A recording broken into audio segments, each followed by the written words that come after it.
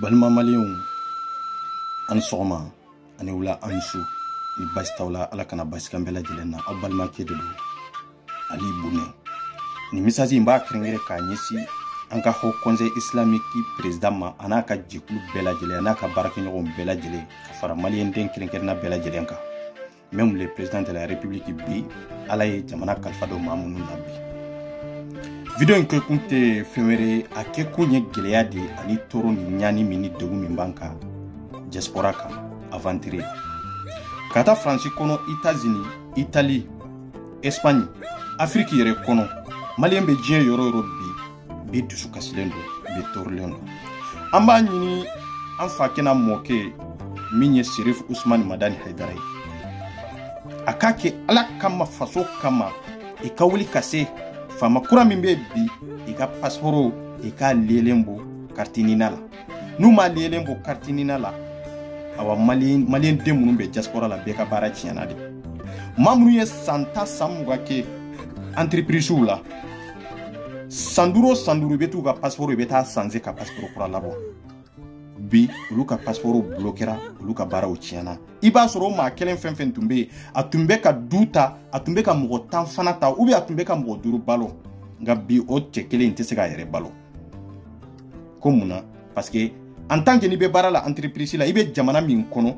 o ka carte séjour de bɛ sɔrɔ i bolo n'o ka carte séjour pour que k'o fana sɔrɔ i b'o sɔrɔ ni i ka jamana ka passeport de ye bon n'i ka jamana fana ka passeport t'i bolo olu ka jamana fɛn min ye Faransi ni États-Unis ninnu ye i tɛ se k'olu ka carte séjour sɔrɔ en tant que i ka jamana ka passeport bon Mali faamaw ye anw bali passeport de la bi olu ka baaraw tiɲɛna maa minnu bɛ kalanyɔrɔ la préfecture mɔgɔw ye olu wele pour que aw ka carte séjour bɔra fɛɛrɛ ɲini i ka t'i ka passeport ta pour que ka n'i ka carte séjour ta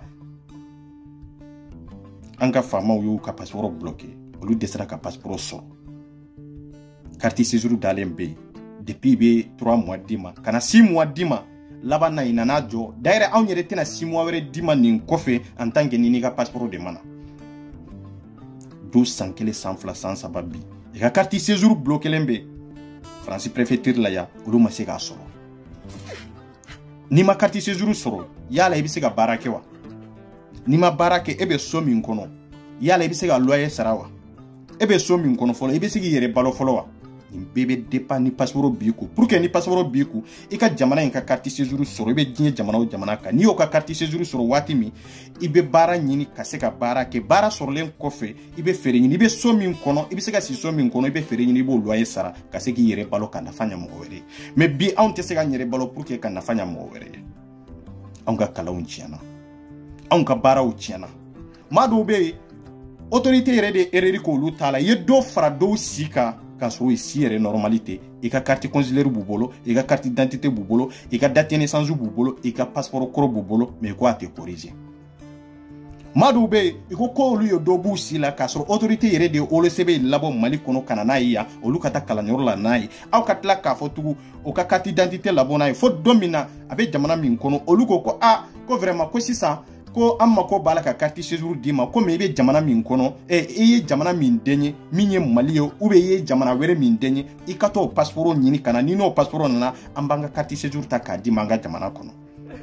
olu camanw taara i ko k'olu si ka carte nina man ɲi k'u tɛ se ka passeport labɔ k'a sɔrɔ Mali fana carte d'identité b'i bolo a carte consulaire b'i bolo a wolo sɛbɛn fɛn min ye date de naissance ye o fana b'i bolo autorité ye nin bɛɛ bloqué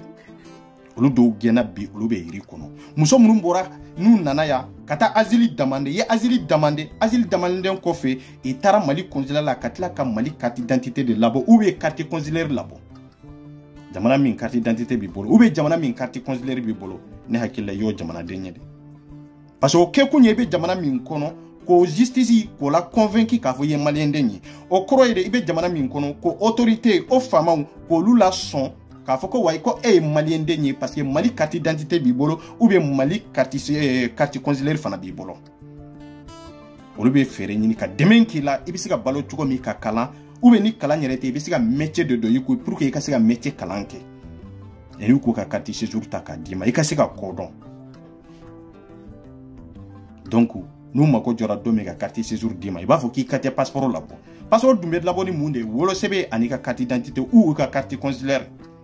i n'olu bɛɛ lajɛlen bɛ taa n'i ka carte nina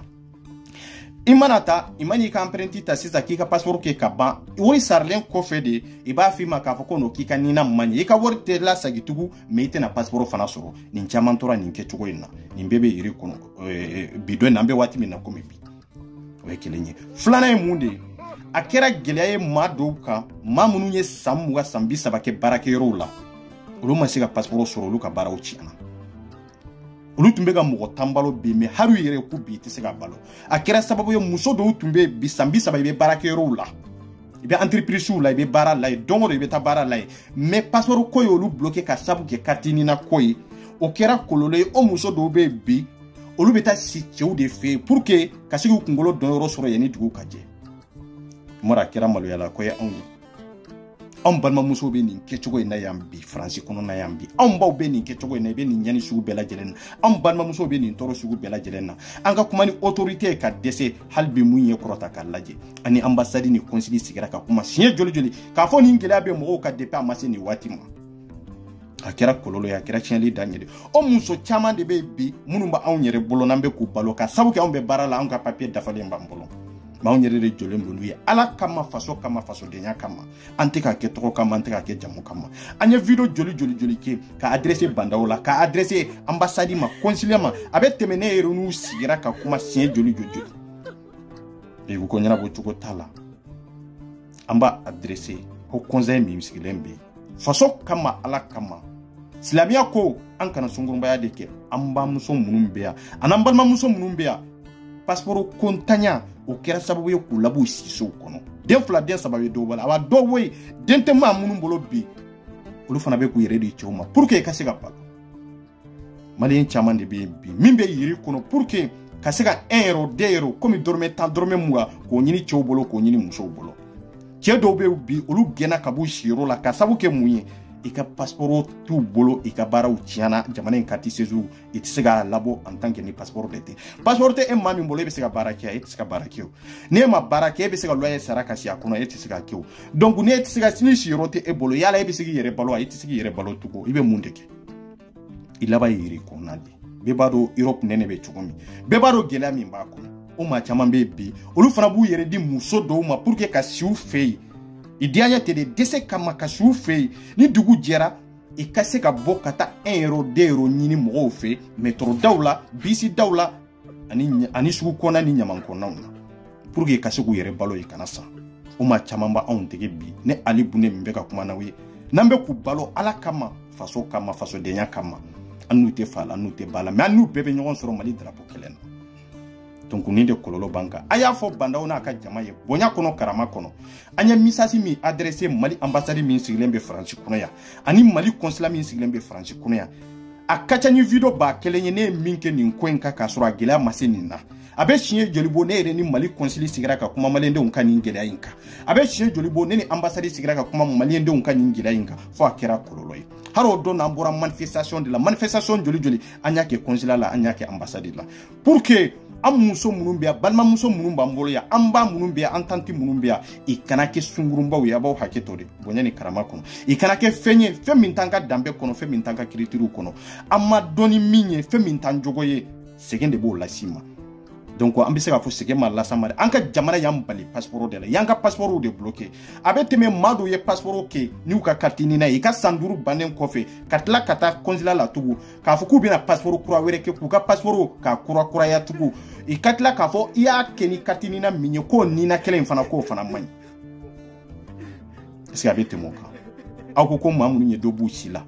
aw de we wolo seben de la mairie minya de la odonendo juge minya ka tampon kala o donendo avocat minya démarche ke o donendo autorité ka tampon na ka sentiri baka abe jamana min kono ko lula convaincre ko lula soka fo malien dendo nindi ya sie nindi ya jamu no mako jura passeport la domi na ko passeport te datima kaka passeport bloqué ya la jonde yambla gele yakono malien dem bebe ningila yankono bi kata France la kata bla fo dien fantan nani belajele hari mamunu be Afrique mamunu ba bolo mali kono ayu nyininka bonyani karama kama kafuko ko ali bune be ka kuma min fo ni ba wele kafuko aras 24 min be ka kuma ni malendo ntogonu jamunu ka geleya ni ka toroye ko abi ka kuma min fo ko eske ko ngalonde de wallahi billahi ngalonde Allahu akbar wallahi ngalonde ala de ben sere la malendo yen sere ma to nyenu yen sere Mali ambassade yere inséré Mali consulat fana inséré beka kuma min fo beka bondi sukunde la mamunun tonyana olu kama mamunun bora barakayro la olu kama amba muso munun bey anambalma muso munun bey sanjoli joli be barala motu ka sungurumbaya do motu ka kalabantia do nga bi olu de be yiri kono be tu yere di choma olu be tlonge kenuye katla kuto ilabo sogoma olu kata yala sugu kono na ni metro daw nabi o de ba ombole amunde nana nay passeport kontanya kuka passeport ni kartini na de fara ka bono wala aya fo bandaw nyana bonya ni karama kono aidara ka nyini fe bonya ni karama ni islamia ni dine mi nyam fara nyogonka Mali kono ani Mali koka ko jamana de unjigiya awiyede ko jamana de unyu jigita ka seme awdela pour que aw ka se ka kuma ni fama wiye e ka fere nyini ka passeport ni kartini na fara ka bono wala e ka passeport la bo ka du ka jamana de mo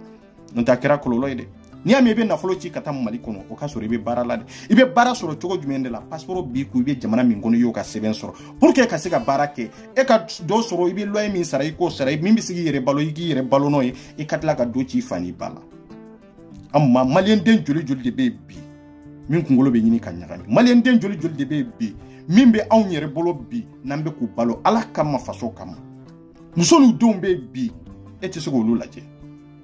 non il y a tiska da oluka donc ka nyina o kelengel na bela jelen fe fembi en fa ki ana moke ambi wele de Sirif Ousmane Madari Haidara ambi wele faso de nya de kama amba wele islamia de kama amba wele horonya de kama amba wele dambe de kama anka jamana ya mbalanga hakela na ya soro jamana konado obe fa me jamana koka ni kolole ya on mabide mami de barala obe fenki ani femi sigilente de kalambaliya e mami laba ka jamana kono kana na wali jamana la uluki lado kalana ikaseka kodon kofe katleki bla ika métier kala nin kofe ka fo kwambanga sebenta kadima pour que kaseka baraka nga jamana kono parce que dunia do bila sababu kama yaumbali ni bela jelena kasoro amma kalande suranga jamana kono amma barade suranga jamana kono o fantaya no desi odi yallabo kana jamana ko ka pour que anka seka makonya anga jamana mais anka famon yambali passeport la ni passeport tambolo fo ite nyanabo nu ye katina ni passeport lié nyona femunu te fenkelewiye passeport international de no bi bolo bi se kata jien fantana ni bela jelena mais ni katinina bi bolo betami katinina ibetami ni katina bi bolo ni passeport ti bolo betami anyanga passeport anyanga nina usuru nina userlon ko fe tugu ko passeport ti suru ko parce ko nina nuye fodi mais olu fo mayoro olu bora yoro jume autorité diabète la kananaye mami sera ka passeport la bona kanina ye o bali kuntugo ka foko kanina ye fo etugu amma sega ni nyoro famude na o mandeme aw de muso na balma muso anamba do be ambi olube ka fenke femi atanga dine kono olube ka fenke femi atanga dambe kono atanga horoya kono bi je fanta nani bela jelena ambe joyoro do lante son ka bomana kan fo tellement gambe maloya ni mali denye ambe maloya ka do ka fo gambe bo mali de kono ka sabu ke malendo be nyani mina be toromina ibe ka ke wale minke ka suru isetala donc o bonyani karama ka nyina o klenken na bela jelen fe Sirif Ousmane Madari Haidara fa kina moke amba wele ala kama faso kama mamurdiko amba wele ala kama faso kama nyorombuye amba wele ala kama faso kama islamia kama akan faw deme akan yere kun deme ambe yere nyini ndela akan balma muso deme akan ba muso deme jamana kono ani jamana koka ande gunendonde tore amma minye ni passeport ko ina depuis bimase surtout masurala awa nauman deme anta chiana de nauman deme akerambolo ye ko fulay nauman deme akerambolo kololo mi ante se ga nyere labo akono ko nyina o kelenkelna bela jelen fe ho conseil misasi adresse len bila ini malien dem bela jele faso kama ala kama ayake ala kama au kake faso yere de kama ka fere nyini kase famauma chogo bela jele na ibese ka fere nyini chogo mi ka passeport ni carte na fara ka bunyona beki ka passeport soro mamunu ka bara uchiana uluti suku ka bara soro tugo fu ka bara kura were de nyini tugo amake chiani ewa mamunu mboru ka sokono tugo lu fana mako sara parce que mai madele ka sungurumba yake ni dese taro bla sungurumba yala kata yere di choma pour que akase ka siro soro ube ka yere di choma kongo kana faga yara kera kololo be bado français jamana hine ta kono kafri fiunde do mais ya aw la do ko bela jelen na ka yoro ta ka dama ka fen bela jelen dama mais jamana kera sababu ye ka labo si so nunu kono jamana de kera sababu ye mali de kera sababu ye mali famo de kera sababu ye pour que olu ka se kan bla parce que wati do de bala e kanga papier ta ka dama o papier di wati temena amasi anga passeport soro ina nambla yiri kono an faw be mali kono an baw be mali kono an jigiye mali de an ye mali ndewunde an ba nyini mali islami bela jele kercho bela jele mali ndembe jien yoro ni misasi ka krengere kanyesi ko konzai a jekulu bela jele na aw kan deme ala kama faso kama ma video adressa wala foy kama faso kama ala kama aw kan deme aw ka do mali ndewun jigi koro aw kan deme am fen be aventure la aw ka dan jigi koro non tanta chiana anta chiana pio passeport tambolo foy de tambolo ante barala andalendo nyame be dafana ibe somi ngona ka soro ibe sugo sara yani iwili wati fana ci ni te sugo sara ibe ni labo so kono tile gangeren fe ubi sufe ka fa kono ku ti siga sara ki ka bo kono ni bora kono ibe tami malien do de be nyeima ube ma were ka nyeima ube ma mba fe kita ka tlonge kini obi ta ka tlonge kini pour que ale ka tlonge kini ka siga siafe ni kera muso ye ni e che fana che muso were de bita pour que ka siga siafe ka le makonyi pour que ka siga yikungolo don yoro soro ni dugu jarabi labo ambe tanta ke girebiya aw mali un tal labana girebiya de la am malien dew on tal labana girebiya de la kata euro de euro comme dorme muka ambe ko de nyini yiri kono bi anyabe ke wale mina beka kuma na we ni ala de che ani faso che wallahi min kali Allah subhanahu wa ta'ala wallahi billahi tallahi nin kali sabai ateteme nin kali sabai ka beka video minke mbeka ke faso denya de kama aw mbeka ke islamia de kama mbeka ke horonya de kama mbeka ke dambe de kama mbeka ke amba ube citation minna ya ambalma muso passeport kontanya sita e bla kololo min kono ani choube kololo min kono ya ani baraw ciana ni kololo minye ana nyere ka baraw ciana ana ga sebe masega soro ni kololo minye de sira minye de no ye passeport ko enu ya ni carte ni na de nyona de aya fo bandaw nunu nyana ku ka fere ni chogo bela jele ga carte ni passeport faraka bo nyona mali ndembe ka sega lafia on te lafia ta mbolo yande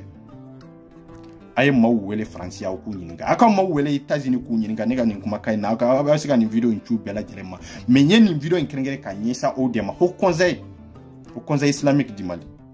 ni video nkrengere ka nyesa o maka video adressa o ma mejie yoro kadawi aye nyinga like ko chemi mbeka kuma katini na ko kata abeka kuma kololo minkata ko sike ko nyenda maga akololo bela jelena wa iba foko ay ko ma fenyere foala de ma foi foala fo awire nya awire nye wallahi akera sabu ye mado bambolo ya fo olu yere nye bebo pedo no fe pour que ka ke pedo ye ka se place soro ka se ka balo yoro soro akera kololo ye mado bebi olu nyabora pedo de no fe ani ginu de no fe pour que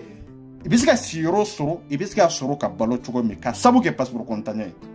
anga ambassade ma kunkoro takalaje andu nye misasi dama ka kerengere ka foko aka nyesi bandawma siye joli ambeta ambassade fi siye joli nini konzili sigira ka kuma ka dossier bela jelenta ka dama gabi on de ka kala on chiana on de ka baraw chiana on de balma muso be ka sungurumba ya de biya baw haketo odi aton kwente siginda do apela munde nanana anka jamana ya mbalanga hakela ayan deme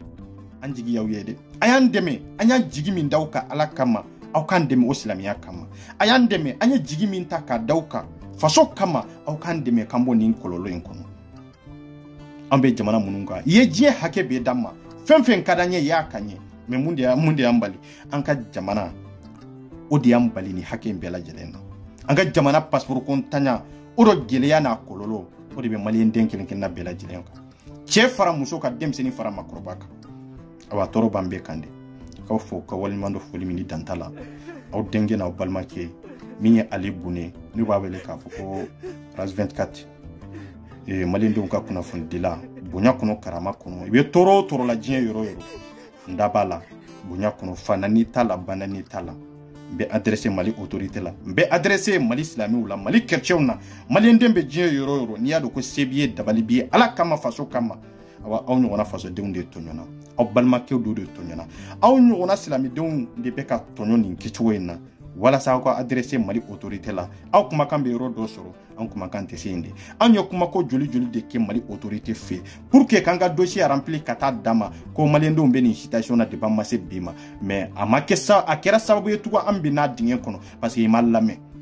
donc j'espère que i b'a aw lamɛn bonya kɔnɔ karama kɔnɔ ani jɔyɔrɔ min b'aw la jamana kama ani jamana kanu min b'aw la ani diinɛ ye fɛn min sabata aw yɛrɛ dusukun na aw yɛrɛ ni Alahu Taala yɛrɛ cɛ aw k'an dɛmɛ Ala yɛrɛ jati kama merci beaucoup n b'a fɔ aw ye ko kan bɛ waati wɛrɛ ilal khair